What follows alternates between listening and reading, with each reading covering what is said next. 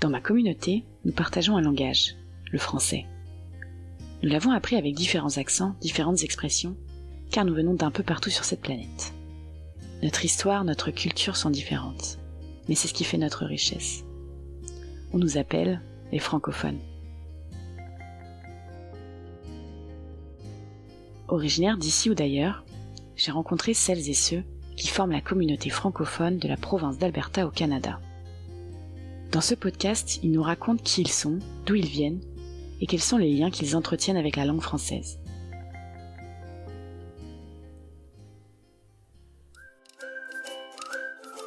Ce podcast vous est proposé par la Cité des Rocheuses, centre culturel, communautaire et d'accueil francophone en Alberta. Pour ce 7e épisode, j'ai rencontré Émilie. Émilie a grandi à Montréal dans une famille d'origine latino-américaine. Elle nous raconte ses découvertes et son intégration en arrivant à Calgary à l'adolescence et nous partage avec enthousiasme ses ambitions professionnelles de jeune femme trilingue. Je vous laisse découvrir son histoire. Belle écoute à toutes et à tous.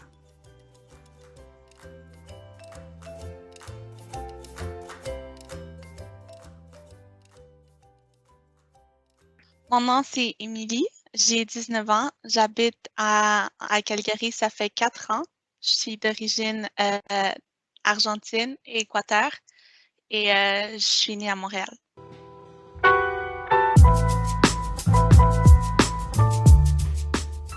Je suis née dans le coin Saint-Michel.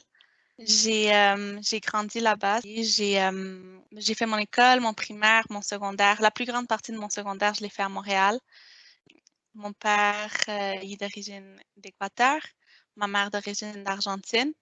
Mais ma mère, comme elle a grandi ici à Montréal, elle a plus de culture québécoise qu'argentine, mais on maintient quand même cette culture latine dans la famille. Et mon père, il est venu ici quand même jeune.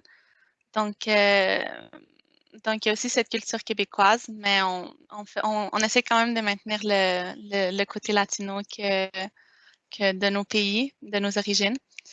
Ben, pour mon père et ma mère, c'était vraiment important que j'apprenne l'espagnol avant tout. Je pense que pour mon père, c'était un petit peu plus important. Donc, ils ont pris le temps de m'apprendre l'espagnol en premier. C'était ma première langue. Puis ensuite, je suis rentrée à l'école. Je savais pas un mot de français. Mais comme je suis rentrée très, très jeune, je suis rentrée à 3 ans, vu que j'étais née en septembre. Je suis rentrée quelques mois plus tôt à l'école. Je suis rentrée, je connaissais pas rien du français, mais vu que j'étais très, très jeune, c'était facile à apprendre. Donc, après cette année-là, j'ai appris le français. Puis, puis c'est ça, j'ai fait toute mon primaire en français. On avait les cours d'anglais, mais honnêtement, j'avais pas encore la maîtrise de l'anglais. C'était quelques vocabulaires que genre, je connaissais, mais je me sentais pas à l'aise d'avoir une conversation en anglais encore. Puis après, je suis rentrée au secondaire où l'anglais, c'était un peu plus sérieux. Puis pour mon père aussi, c'était vraiment important que j'apprenne l'anglais vu que c'est international, vu que c'est touristique, vu que c'est une langue super importante. Pour lui, c'était important que j'aille aussi l'anglais. Donc, on m'a inscrit dans un cours à l'Institut linguistique. Puis ça m'a vraiment aidé. J'ai vraiment pu avoir plus de confiance en anglais. Puis j'avais beaucoup de connaissances, mais je n'étais pas encore fluide. Mais genre, je savais quand même l'anglais. Puis sinon, le français et l'espagnol, au jour d'aujourd'hui, je peux dire que je le maîtrise quand même bien. C'est mes 2 langues dans lesquelles je me sens le plus à l'aise de parler. Le français, je dirais plus, mais l'espagnol aussi, je parle à la maison. Avec mon père, je parle toujours en espagnol, toujours. On parle qu'en espagnol. Avec ma mère, on varie les deux. L'anglais, c'est plus hors de chez moi, hors de ma famille, c'est quand je sors de mon environnement, je parle en anglais.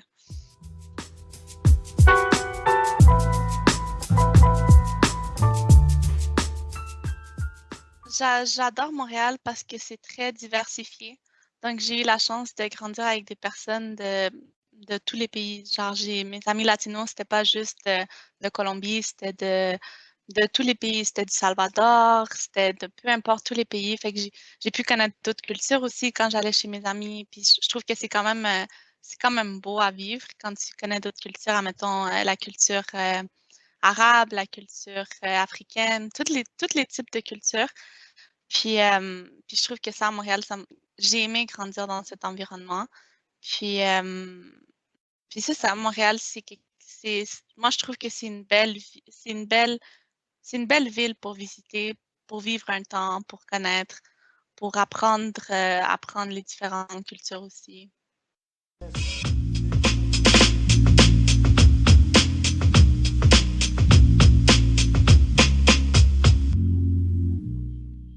Donc, j'ai déménagé à Calgary quand j'étais encore au secondaire. J'étais en secondaire 4 et c'était un peu une année difficile parce que mes amis avaient tous changé d'école. Donc, c'était un peu difficile pour moi. Je sais pas, je me sentais seule, mais j'étais pas habituée à avoir. Je devais me faire des nouveaux amis vu que plusieurs de mes amis avaient déménagé dans un autre quartier.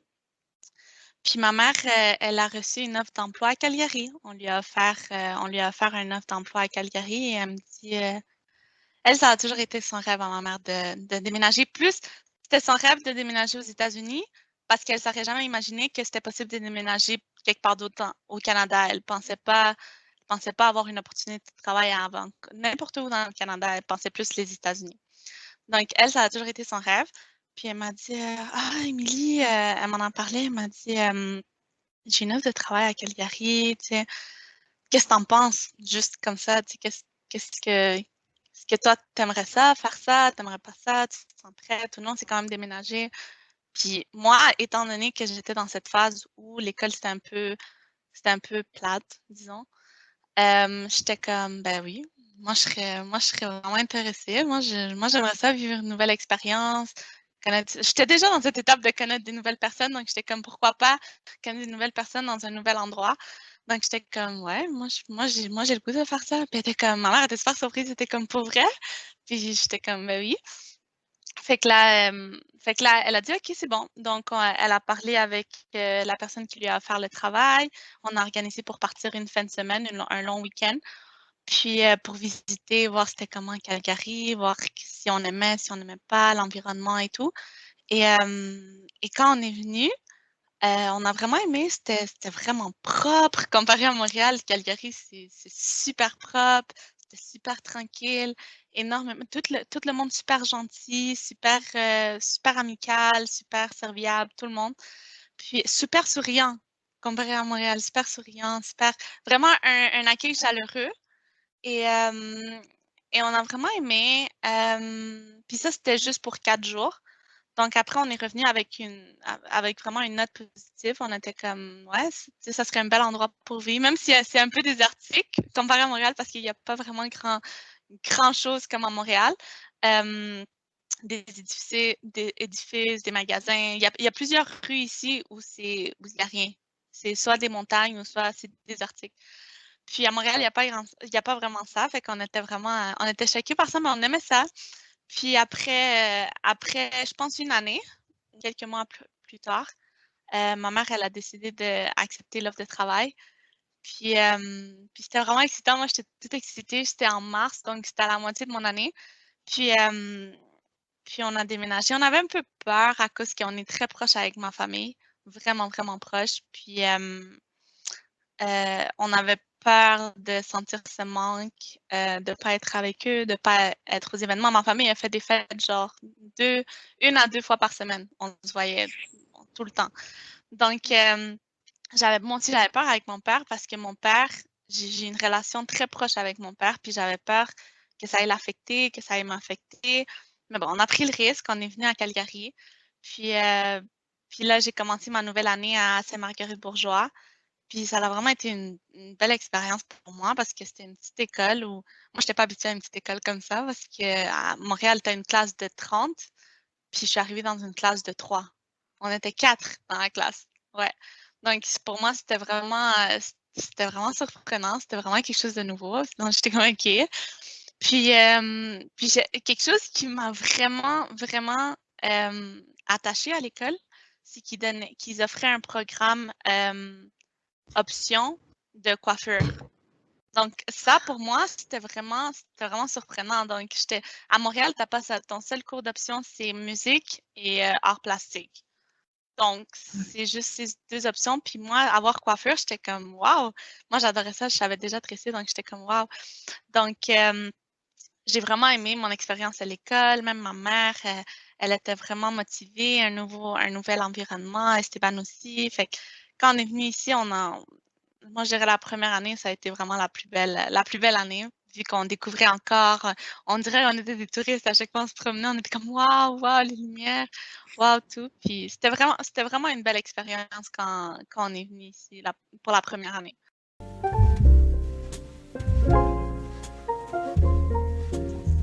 Mais c'est incroyable parce que le système scolaire de Montréal et de Calgary est complètement différent. Personnellement, je préfère 1000 fois mieux celui de Calgary, étant donné qu'il permet à l'élève vraiment de de poursuivre ce que l'élève veut dans sa vie. Admettons, hem, par exemple, je sais pas moi, ça admettons, tu sais, tu aimes la mécanique. Après, j'ai changé d'école, mais admettons, tu aimes la mécanique, tu aimes le, vétérinaire, tu aimerais être vétérinaire, tu aimerais être peu importe. Il y a énormément d'options dans les écoles pour faire comme un stage ou apprendre la base. Moi, avec l'école, j'ai eu la chance d'avoir un certificat de coiffure, donc je peux travailler en tant qu'assistante dans n'importe quel salon de coiffure, puis on va me rémunérer beaucoup plus que le salaire minimum en étant assistante. Pourtant, tout ça, ça a été inclus dans mon école, dans mon éducation. Puis une autre affaire aussi que je trouve vraiment importante, c'est que plusieurs de nous, admettons, à l'école, on ne connaît pas comment ça marche les cartes de crédit, on ne connaît pas, admettons, ceux qui veulent déménager par eux-mêmes à partir de 18 ans, ils ne savent pas, tu sais, qu'est-ce qu'ils doivent regarder. Puis c'est pas tout le monde qui a la chance d'avoir l'appui de ses parents. Ben ici à Calgary, ils t'offrent un cours obligatoire que tu dois faire, obligatoire pour avoir ton diplôme secondaire, puis ça s'appelle Calm.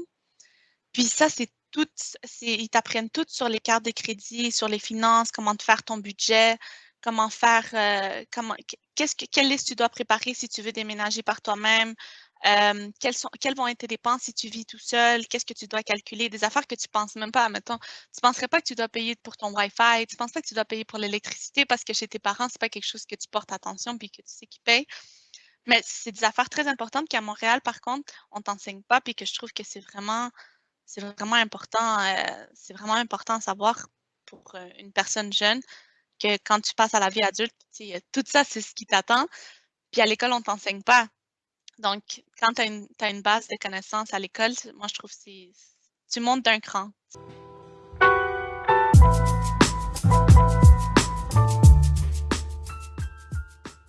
Moi, je voulais pas directement sauter dans le collège ou dans l'université parce que j'étais pas encore sûre qu'est-ce que je voulais exactement faire.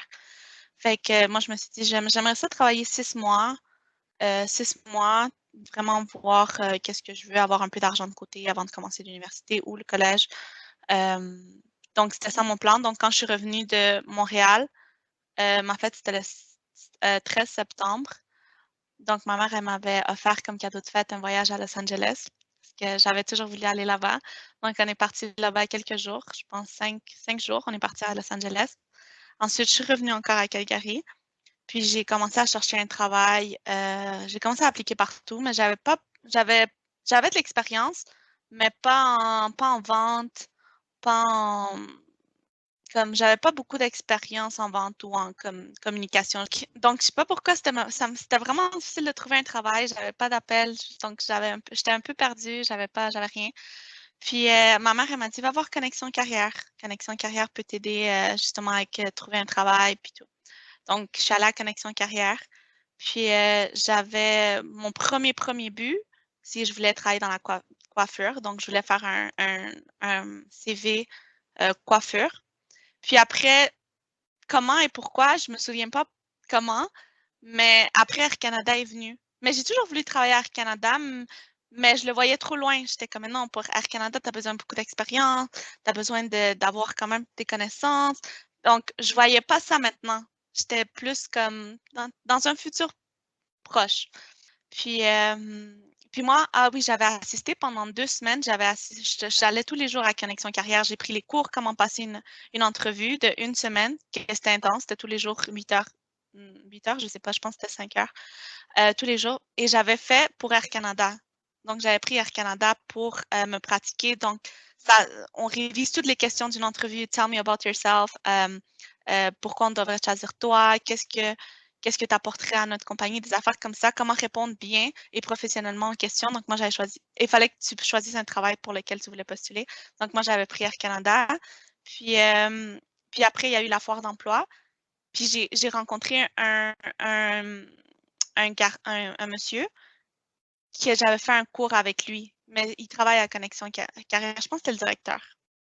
Puis ensuite, je lui ai montré mon intérêt pour Air Canada, puis tout, et je lui ai dit que j'avais déjà postulé, mais j'avais pas eu de réponse, mais ça faisait juste une semaine. Puis il m'a dit, ah, mais moi, je connais quelqu'un à Air Canada qui s'occupe des emplois. Là, j'ai dit, ah oui, j'ai dit, ah, ça serait bon. J'ai dit, il me dit, envoie-moi ton CV à mon email. Donc, il m'a donné sa carte, j'ai pris sa carte et j'ai envoyé mon email j'ai envoyé mon CV dans son email. Puis je pense que un mois après, puis entre autres, j'ai réussi à avoir un travail après avec le cours de connexion carrière qui m'avait tellement permis d'apprendre sur les entrevues et comment passer une bonne entrevue. J'ai eu un travail à Victoria's Secret. Puis ça m'a duré 4 semaines. Puis après, j'ai eu l'appel d'Air Canada. Puis j'étais vraiment contente, j'arrivais pas à y croire. J'étais comme, oh my God. Ben, en fait, j'ai eu l'entrevue. Puis l'entrevue s'est très bien passée à ma grande surprise. J'avais un petit stress avec l'anglais, mais ça l'a passé. Puis après, j'ai eu l'entrevue. Après, on m'a fait un test de 3 langues. On m'a fait tester mon français, mon anglais et mon espagnol. Donc, moi, je pensais que ça allait être quelque chose écrit ou une affaire. Non, c'est quelqu'un qui t'appelle par téléphone, puis qui parle normalement avec toi pendant 15-20 minutes, puis juge comment est ta conversation dans les 3 langues. Donc, j'ai commencé à travailler avec eux. J'ai fait le training. C'était 3 semaines de training, je crois. Puis c'était vraiment loin. Moi, j'habitais au Southwest, puis c'était au Nord-Est, puis c'était littéralement 2 heures d'autobus. Mais j'étais tellement contente que, genre, pour moi, je le sentais pas. J'étais comme ça, bien, je vais faire 2 heures de route parce que j'étais vraiment excitée d'aller faire le training. Puis j'ai commencé à travailler à l'aéroport. Puis c'était aussi la même chose, 2 heures de route, mais je le sentais pas. Genre, j'aimais vraiment ça. Puis c'était service à la clientèle. C'était vraiment ça, c'est service à la clientèle. Vu que mon poste, c'est différent dans l'aéroport. Tous les jours, ça change, mais le contexte est le même. J'accueille toujours le client. C'est moi qui fais, admettons, le poids de ses valises ou c'est moi qui le fais rentrer dans l'avion. Donc, c'était service à la clientèle, le nom de mon poste. Mais c'était vraiment, vraiment intéressant. C'est une job que je referais à n'importe quel moment.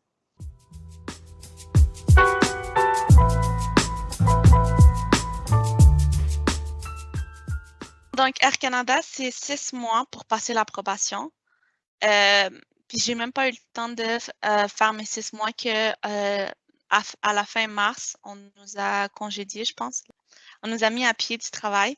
Donc, à cause de la pandémie et tout, il y avait énormément. On était trop pour le travail qu'il n'y avait pas. Donc, on a été les premiers à partir vu qu'on était encore en probation. Donc, après l'été, je me suis dit que j'ai parlé avec ma mère, puis elle m'a dit, ben, regarde, vu qu'il n'y a plus Air Canada en ce moment, ça serait bon que tu commences peu à peu tes études. Et d'ici que je suis rentrée à Air Canada, j'ai vraiment su que ce que j'aimais vraiment, c'était le business. Parce que je trouvais qu'Air Canada, à différence des autres compagnies aériennes, avait un excellent service à la clientèle. Quand on m'a fait mon entraînement, c'était vraiment servir le client, avoir de la compassion pour chaque situation de personne. Admettons, si tu es en retard, mais pourquoi tu es en retard? Est-ce que tu es en retard parce que tu as pris trop de temps de maquiller ou tu es en retard parce que tu as eu un problème familial à cause de tes enfants? Donc, vraiment avoir de la compassion. Donc, si c'est avec tes enfants, puis il y a quelqu'un qui est décédé ou peu importe, si c'est une situation difficile, ben OK, il y a pas de problème. Air Canada va te remplacer ton vol pour un autre vol. Il n'y a pas sans frais. Donc, pour moi, je trouvais ça vraiment comme, j'étais comme, wow, cette compagnie fait la différence des autres compagnies, qu'on a de la compassion pour chaque client. Il fallait se mettre dans cet esprit. Donc, pour être dans le top 10, comment ton service à la clientèle il doit être bon. Donc, avec tout ça, j'ai juste eu un grand intérêt pour le business. Puis je me suis dit, ben, honnêtement, je sais que c'est ça que je veux faire. administration d'entreprise ou créer une entreprise, tout ça. Donc, je me suis dit, pour ça, j'allais regarder qu'est-ce que j'avais besoin pour rentrer en administration d'entreprise. Puis, j'avais besoin de mes maths fortes. Et j'avais pas maths fortes parce que moi, j'étais sûre que j'allais pas. Exactement, ça peut être un pour et contre à l'école. Je me suis dit, je vais jamais travailler avec les maths, jamais. Donc, j'ai pris le maths régulier. Mais là, maintenant, j'ai besoin de maths fortes.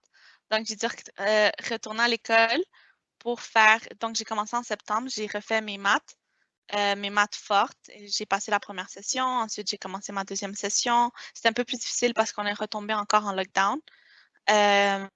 Puis le confinement, faire les cours en ligne, pour moi, c'était vraiment difficile, spécialement si c'est maths fortes. Il faut vraiment que tu sois concentré. C'est vraiment, vraiment dur. Donc, j'ai pas réussi à le finir, mais je suis maintenant à la fin de février, je recommence mon cours.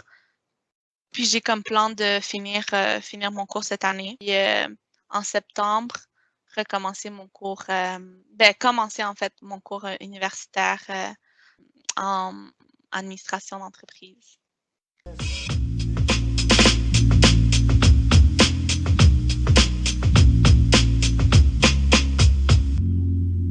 Pour moi, c'était vraiment quelque chose de. Pour vrai, j'ai vraiment eu un gros down parce que pour moi, avoir le travail à Air Canada, c'était un gros accomplissement pour moi. J'étais jeune, je suis rentrée quand je venais d'avoir 18 ans, quelques mois après. Fait que pour moi, c'était comme wow. Puis j'étais vraiment fière de moi. Puis après, le fait de ne plus l'avoir, ça m'a vraiment fait un gros, gros down. Puis j'ai toujours été quelqu'un que j'aimais ça avancer. Moi, j'adore, mettons, me sentir accomplie avec moi-même. Puis je sens que genre je fais quelque chose de ma vie, tu comprends?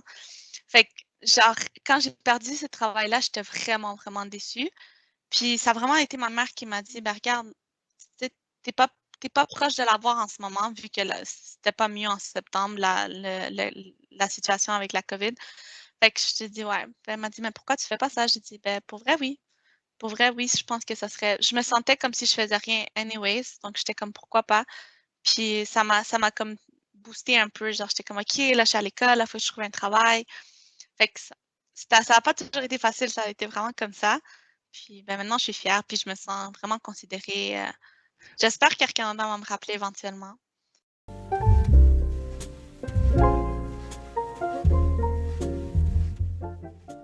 Donc, ouais, j'espère vraiment que la pandémie va prendre fin cette année pour que je puisse continuer avec mes projets de vie, mes projets de travail à l'aéroport, mes projets de voyage que j'avais prévus l'an passé, mes projets avec ma famille et pourquoi pas mes projets d'école aussi, les continuer en faisant le tout aussi avec l'école. Et donc, j'espère vraiment que cette année va être une année plus positive.